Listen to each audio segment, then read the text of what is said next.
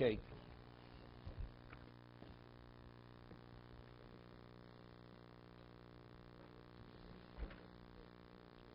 Okay, we left off on the case. A single witness comes and says your wife committed adultery, and the man remains silent. So the question is his wife, meaning that he accepts what the single witness says? Is his wife, of course, a woman, God forbid, is an adulteress, is not permitted to the husband? Or do we say that because the information comes from a single witness, a single witness has no credibility regarding a woman's status, whether she's or not, therefore she's permitted to the husband? That's the discussion. Let's read inside, over here.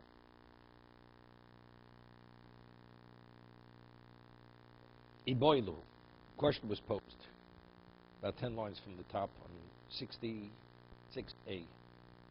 Ishto zinsa berechut v'shosek.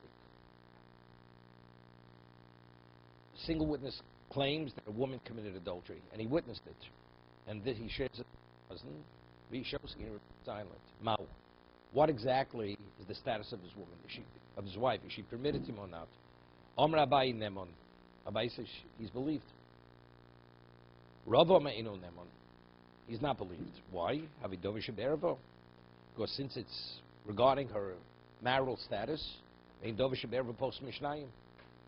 which has to do with one's marital status, you have to have minimally 2 witnesses to be evidence. A single witness is not evidence. Okay?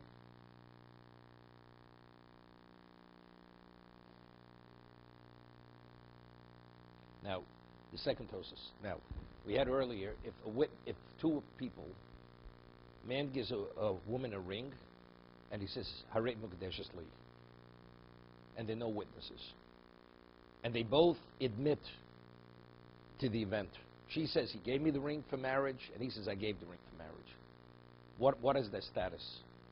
They're not married. I mean, there is a concept, no. Even according to what they said, they're not married. Why? Because without witnesses, you're not married. Because what is marriage? Marriage means you have to have 2 witnesses. Over here, Abayi says you have a single witness says she committed adultery. To the single witness, so Abayi says that because since he believes what the single witness says, therefore she's an adulteress. She's an adulteress. So Tosas asks, both people say they were married, but if there were no witnesses, because Ein Davar Sheber Post Mishnayim, the marriage is not a marriage. So why over here, based on the testimony of one witness, even if he believes the witness, why is it considered, why is she an adulteress? But factually, without 2 witnesses, it should not be considered that she committed adultery, whether you believe it or not. Right? When we say Shav Nashcha Chiti Sura, person says this piece of meat is not kosher. You have 100 witnesses saying the meat is kosher, and the person says, I know it's not kosher.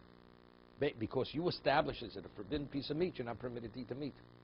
Because there the meat is not determined by witnesses testifying or not.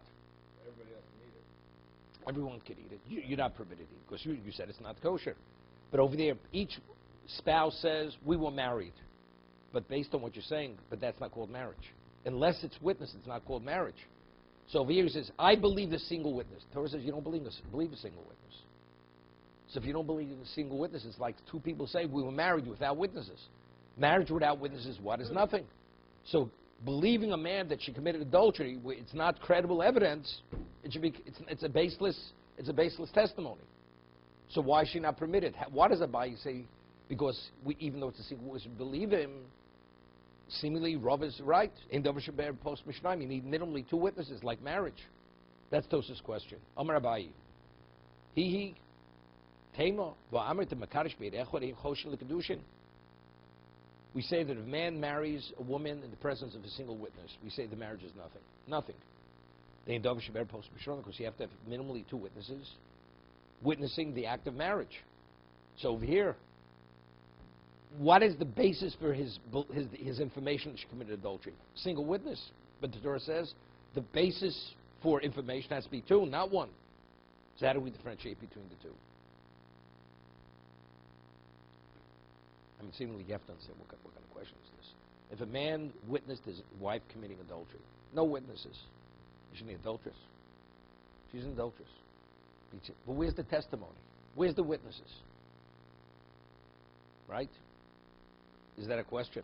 Because factually he knows his wife committed adultery. What about a man gave, she'd say, oh, if a man gives a ring to his wife, although he knows he gave her the ring, and she knows she received it, and they both admit that it's happened, it's meaningless. Because you need two witnesses. Right? Are you gonna ask, so why when a man witnesses his wife committing adultery, why is she not permitted? Right? What's the difference? The answer is because that's fact. And this is not fact. Marriage, you need two witnesses. Witnessing the act of marriage can be marriage. Unless you have two witnesses, it's not marriage. See, there it's not a question of livrure. It's not we have to verify an act happened. It's not verification of an act.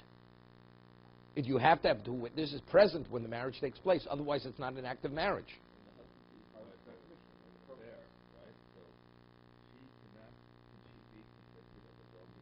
No, we're talking about being permitted to him.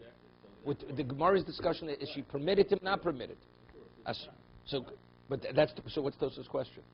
Tosa is a question. Abai says, if a single witness comes and says, I saw your wife commit adultery, and he believes the single witness, she's not permitted to him. She says, but if two witnesses, a husband and wife say, we were married in the presence of one witness, and he also says, I was there. Is it a marriage? It's not a marriage. Wait. Not even nothing. It's not even shav nashchet yisura. It's not like saying the piece of meat is not kosher. They're permitted, each one, even based on that statement, could go and marry, she could marry another man. Because even according to her admission, a marriage never took place. She's saying, I was married in the presence of one witness. What is that? If a woman says, I was married to a goy, is she a married woman? That's like saying, so saying I was married in presence of a single witness is not marriage. It's not Jewish marriage. Understood, but she said, I'm married to that guy, and the guy said, I don't know he's married. No, that's something else, because she's saying I was married to that person means we had a marriage in presence of two witnesses. That's the meaning of I was married. But if she says we were married, there was only one witness present. So what you're saying is you were never married, because one witness is not marriage. Right? That's the difference. It's clear. So now Tosa asks the question. Right? How could Abaye say if you have a single witness saying that your wife committed adultery and he believes the witness, Abaye says she's considered off limits to her husband if he believes it, but yet if the man and woman say we were married in the presence of one witness, it's nothing, because that's not a marriage. So, seemingly they're not comparable. Not comparable. Like I said, a man sees his wife commit adultery, you have no witnesses. But since he knows she committed adultery, she's an adulteress. So if you believe, what does he tell me? He's telling me a fact. He's telling me a fact. She committed adultery. So if she's telling me a fact, and you believe the fact, just like you witnessed it, the woman committed adultery. It's like the person saying, I know this meat is not kosher, regardless of what all the witnesses in the world say it is kosher. It's shav nashchet yisura. Right? So what? Right? So what's Tosa's question? They're not comparable. Right? But there is. When a man says, I know the meat is not kosher, what does that mean? I know it's not kosher for whatever reason. But the whole world says it is kosher. It's irrelevant what the world says. I know it's not kosher. You know, the whole world said, L'havdil, Elef Abdolos, that there's no such thing as a monotheistic being. Every human being, Avram says, there's only one creator. There's only one God. He stood up against the world. But the whole world says differently. There's a famous story they tell over. Rabbi Yonasan Eibshitz, who lived, he was the leading Torah sage of the generation in the 1600s. And he was a man, he spoke 40 languages, besides knowing everything, Kabbalist, everything.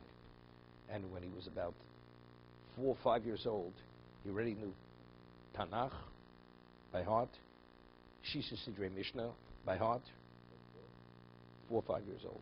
He was a genius beyond computer, mathematical, everything. And, you know, in those days, the church was always looking for prodigies to enlist them in to become priests and eventually become bishops and, you know, being part of the hierarchy of the Catholic Church. And his father was the rabbi in the community where they lived when he was a little boy. And he became world famous prodigy. So the bishop, who lived in a palace outside on the outskirts of his town, sends a message to his father, "I'd like to meet the boy." You know, meaning he wants to somehow lure him into to become a Christian, and eventually he'll be one of the, you know, he has great promise in the church. His father had no choice. He felt pretty confident his son could fend for himself with the bishop. So he sends his son, walks his son to the palace. The bishop says to the rabbi, "Thank you for bringing your son. Come back in 4 hours."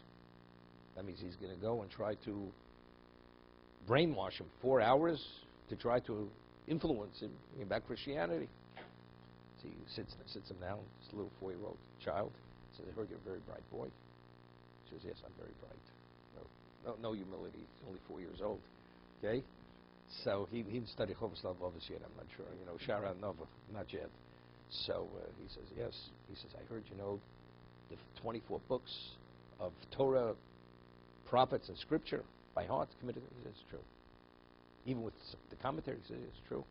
He says, "I even heard you, even though the Talmud, the 6 sections of the Talmud, the Mishnah, is it true?" He says, "It's true." He says, "Do you believe in everything you studied?" He says, "Definitely." 100%. He says, "I want to ask you a question." It says, and he gives him chapter and verse, book, chapter, and verse. He says, it says in Exodus, in portion of Mishpatim, laws, chapter and verse, it says, "Achiram lahatos." The Torah says that you must follow the majority. Are the majority of the world's Christians or Jews? Do they believe in what the Jews believe in, or they believe in another belief? He says, "No, the majority believe in what the Jews don't believe." He says, but you say whatever it says in your Torah is truth. So based on what you're telling me, you have to accept the Christian faith. This is what the bishop says to this little boy. So he says to him, "I want to explain it to you." He said, the Torah says that if you have an irresolvable question and you're not able to determine truth, you follow majority. But I know the truth. If it's irrelevant what you say. Okay. That's what he said to him. You understand? Said the same thing. Avram Avinu, it's irrelevant what the world believed. Paganism, deities. Avram knew the truth. So he was one man against the world. That was Avram Avinu. So over here, he knows his wife committed adultery. The whole world says the meat is kosher. But I know it's not kosher. So it's not kosher because based on, that's what you believe, it's not kosher. So if he believes his wife committed adultery, because he saw her commit adultery, she's an adulteress. Correct? He's not permitted her. But what happens if a single witness comes and says your wife committed adultery? Even if you believe it, but why do you believe it? You believe it because it's based on the evidence that was presented by a single witness. If the single witness wouldn't have come, out of nowhere, what have you said your wife committed adultery? Would there be a basis? So it's true you believe, but what is the basis for that belief? It's a single witness. But if the Torah says a single witness has no credibility, it's a faulty basis, it's like saying we were married in presence of one witness. One witness has no value. That's not marriage. Marriage is only if it's witnessed by 2 witnesses. That's Tosa's question. Just as by marriage, even if they both admit, we were married and it was in presence of one witness, it means nothing because Jewish marriage is only if it's the presence of 2 witnesses. So why does Abaye say that if a single witness says that she committed adultery, even though it's a davar shebe'erva, but if he believes it, although the basis for the belief is the single witness, nevertheless, she's not permitted. What? But the Torah says, but that's not a basis.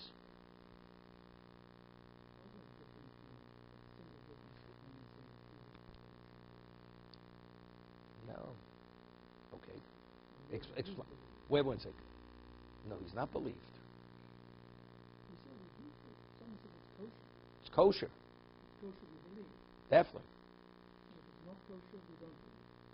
The food was assumed to be kosher, and he says it's not kosher. You don't believe the single witness.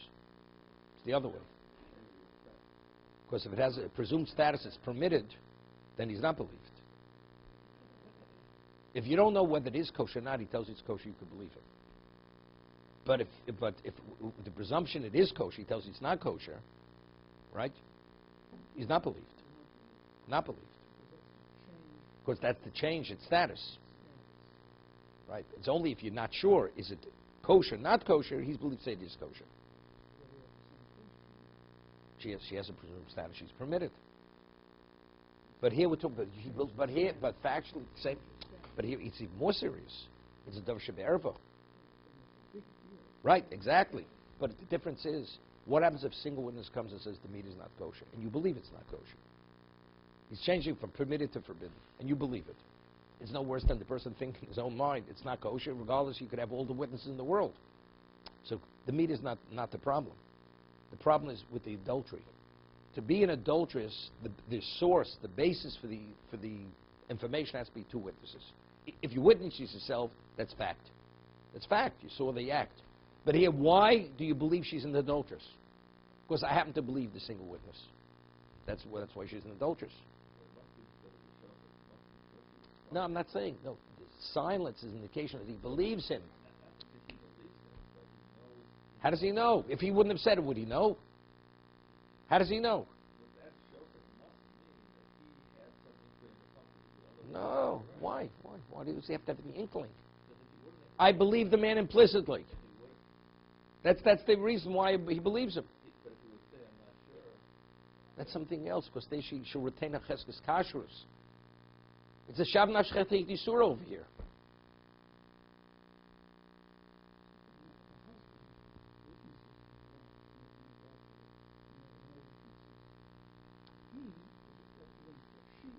Correct.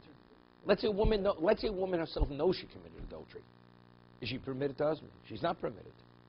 Although if she shares it with him, she's not believed. But factually, between man and God, she's going to be punished for having relations with her husband, which she's not permitted to. She's not believed. She tells us, I committed adultery. Yes, if he doesn't believe her, yes. That's we mentioned the Mishnah in Nidorim. Because we're always suspecting that maybe she had her eye on another man. She's not believed. But let's say factually, God knows she did. The husband's not held accountable because she has a cheskes kashrus. She's permitted to. And she's not believed to change that presumed status that she's permitted.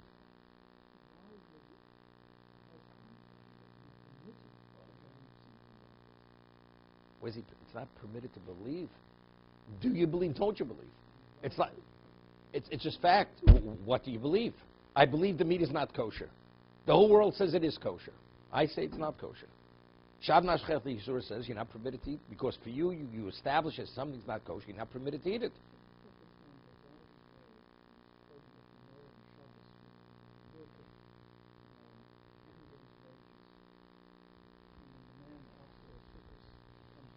And he says, yep.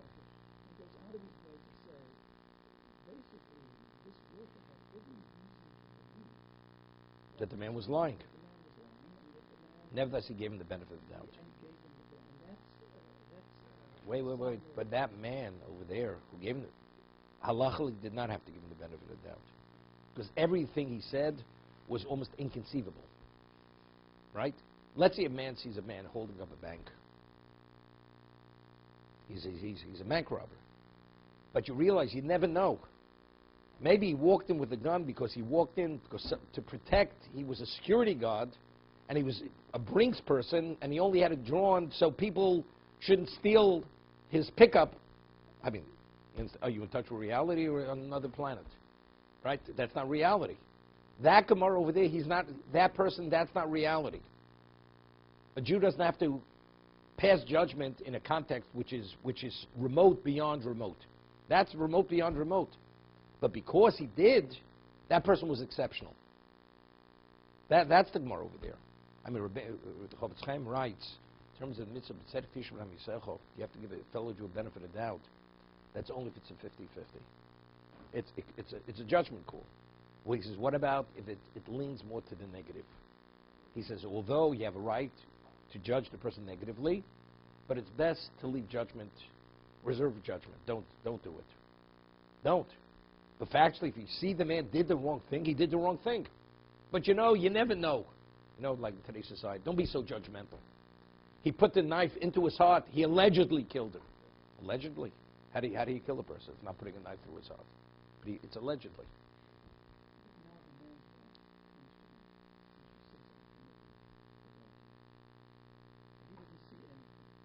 Does he believe? No, if he.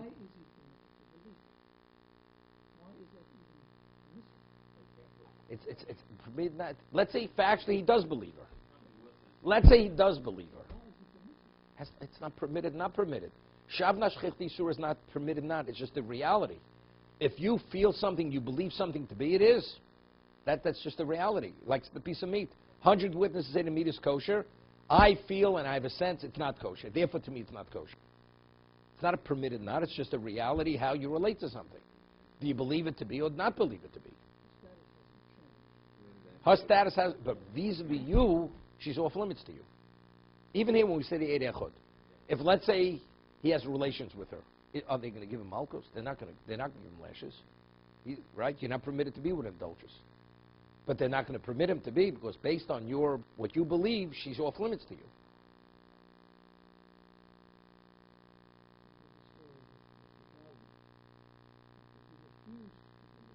Yeah, but there, the Gemara says, and he was culpable. So all the casualties that came about because of that, it's as if he's the one who shed the blood of all those innocent people. It says, lachshosh. He should have taken the information into consideration to verify whether the information was truthful or not. There he totally dismissed it. There he had the ability to verify yes or no. Right? He should have said, I'm not passing judgment. I'll listen. We'll do an investigation. Is it true or not? If he would have investigated, he wouldn't have been assassinated. So because he just dismissed it, that's why he was assassinated. And ultimately, all the tragedies that follow was because of that dismissal. That's the Gemara by Gedalia. Okay? So now you understand, this is Tosaf's question. If the basis for the belief is a single witness, it's no different say I was married in the presence of one witness. It's not a basis, because that itself is not adultery. Okay? Sometimes you explain the question so well, now we're going to have difficulty understanding Tosaf's answer. Okay. V'yeshlomar. Da'asam efshe kevet lo kitchu b'fnei edim hamos matona. If the marriage is not a marriage, the money, the ring that he gave her, so what is that considered? He gave her a gift. So it could be avol hocha habio seres bein be'edim bein shlo be'edim.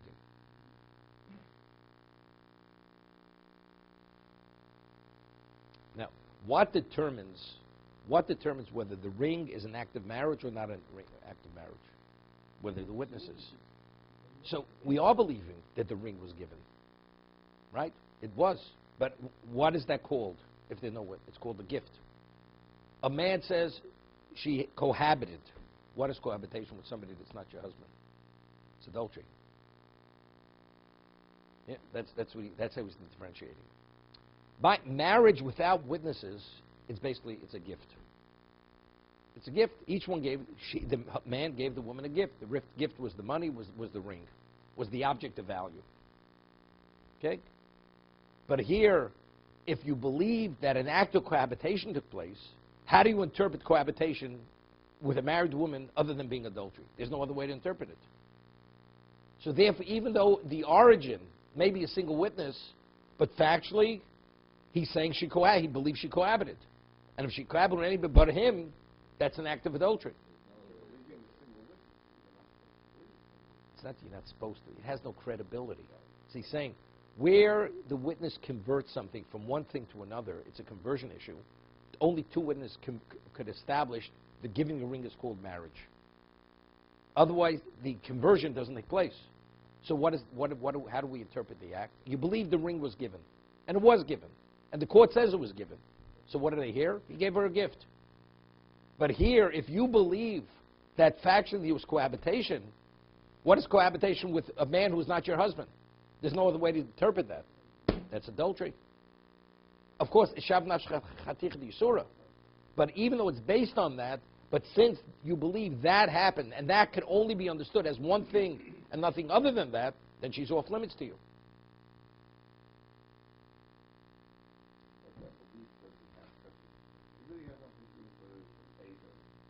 Whatever got it into your head. Exactly. Exactly. Exactly. Exactly. A person is paranoid. He suspects his wife for the worst. And he says, I know you committed adultery. When I saw you walking the man, I know where you were going. Okay? And he's convinced. It's baseless. It's baseless. And even later, it's proven. And only then does he realize he made a mistake. But until you show him, he believes she had relations with another man. She's off limits then.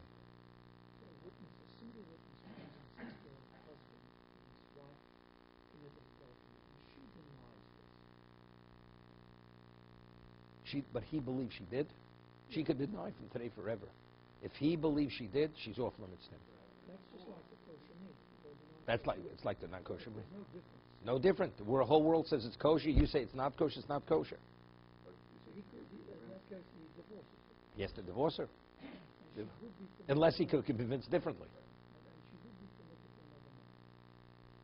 and she would be permitted to another man. She'd be permitted. Let's say in the interim he died.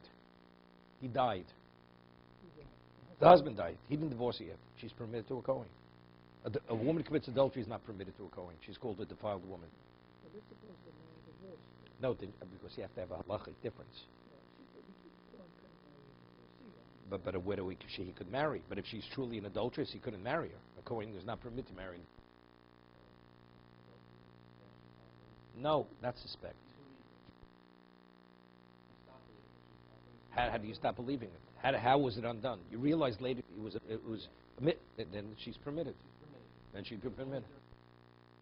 If that is your reality, she's not permitted to you. I mean, you see, you have all kinds of, these kind of cases. This couple comes to me, and she and he, they look like they were from the Meinhof gang. You know the Meinhofs. In Germany, they were the terrorists before they were the Muslim terrorists. Meinhof. Time in Munich, Munich massacre. There was a gang in Europe, terrorists. They were called Meinhof in Germany. So she had her head shaven, and he looked like he was from another, planet. And they come in. He was Sephardic, she was Ashkenazic, and they were married. And she starts crying. So I said, "What's the problem?" I didn't know this couple. So she says to me that her husband was overseas on a business trip, and his best friend came just to visit, and he committed adultery with his wife, and she admits it. Is there any way where they could somehow patch it up?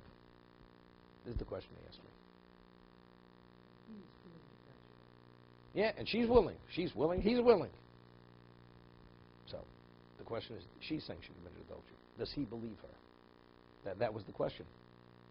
And, he believed his wife. And she did. In his mind, it's not the end of the world. No, they'll get back together. Forget and forgive. Forget and then forgive. Okay? That's the way it is. So then Rabbi Pinto happened to be in New York at the time. And the husband was a Sephardic Jew. So, Sephardic Jews connect better with Sephardic. So he said to him then, and I said to him, but when Pinto says, if you believe that she committed adultery, you really believe it, then she's off limits to you. But if you say maybe they were intimate, but the actual act didn't take place, then she'll be permitted to you. But if you believe she actually committed adultery, then you have to divorce her. That's what he told him.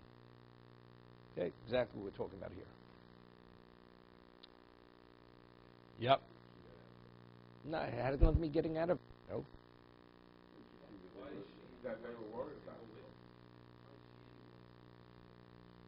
What? That's why. That's why she had greater credibility in the third party.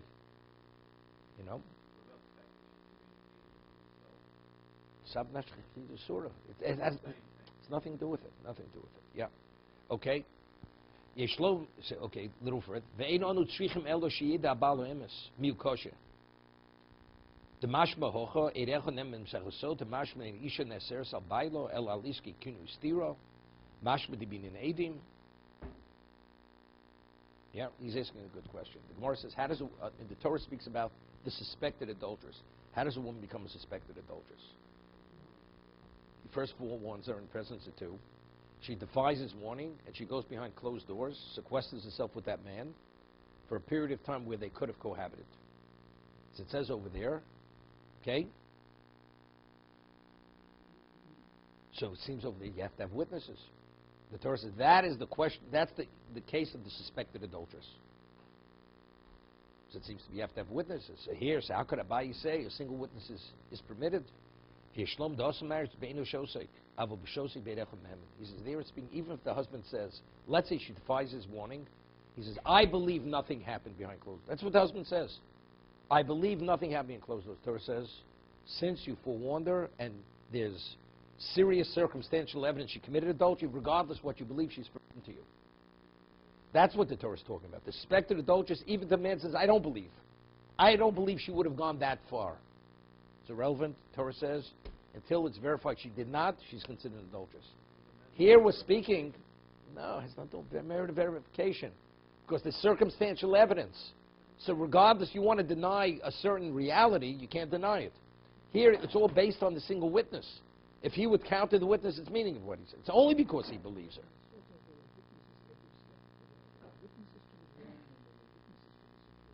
Correct? Correct? So it seems to... I understand that, but we still don't know what happened. But it seems over there, seemingly you read, because he believes, because of what happened, he believes she committed adultery. But it says, so you see, the believing she committed is only if you have two witnesses. Every step of the way. But let's say it would have been a single witness. He'd be permitted. She'd be permitted to him. Although he believes, right? So he says, no, there it's being about, even if he counters, he says, I don't believe anything happened. Doesn't make a difference. Two witnesses said she crossed the first line, the second line, until it's verified differently, she is. Here we're talking about, he believes the witness. That's what Abaye is speaking. When you believe, even though it's based on the testimony of one, if you believe, that's Sham Nafsh Chaticha D'Yisura. That case is Eino Shosei. Here it's Shosei. You don't, doesn't make a difference. No, now, after hearing Abaye, you have to understand Rava. Rava says, no, Torah says you need two witnesses to establish evidence. But again, if you believe, and that's Tosa's question in Rava, Sham Nafsh Chaticha D'Yisura, that's Tosa's question. You know what he used to say, Reb Chaim, when he would say a shir in the Rambam, and Reb Chaim would start analyzing the Rambam, he would show literally, people read Rambam. Lubavitch, they have a whatever they learn. Every day they learn two chapters, or one chapter. So in a certain period they finish it. And could you imagine?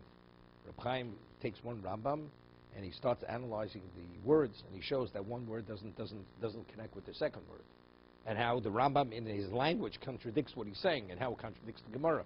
And by the time you finish reading the few lines, you're so confused, you realize you don't begin to understand what the Rambam is saying. That's Reb Chaim Brisker. And afterwards, he gives you the understanding. You don't understand what the original question was. That was Reb Chaim's power. That was his power of analysis and elucidation. I mean, now we understand Abaye. Okay, now let's try to understand Rava. You got to understand Rava. After understanding Abaye, we have to understand Rava. Rava Omer Eino Nemon. Rava says he's not, even though he says, I believe the testimony of the single witness, Eino Nemon.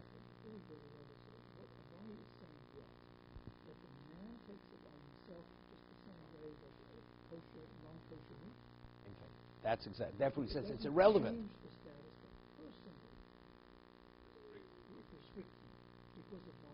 Correct. I mean, even the Gemara's going to tell over a story where if the person, even Rav would agree, if the husband would give the single witness the credibility of two witnesses, even Rav would concur that she's not permitted to.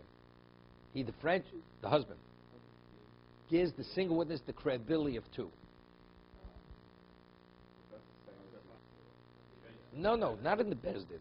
In his mind, this person's testimony, I'll give you an example.